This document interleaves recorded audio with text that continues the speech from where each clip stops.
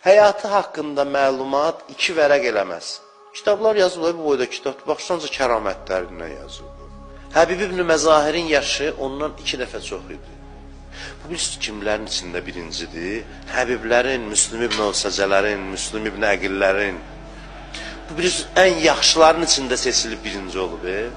Bir ömür Şamın dəstəmazı ilə sübh namazı qılan Müslüm ibn Osacələrin. Həqiqətən heyrətdə düşür adam. Gör, hara qalxıb ki, hamısı deyir ona qibdə eləyəcək. İndi ona görə gedin onun qapısına, çox israr eləyin. O da Allah'a bilirsiniz nə deyəcək? Deyəcək, Allah ilahı, Kərbəlada mən bir dəfə utanmışam, day mən utandırma.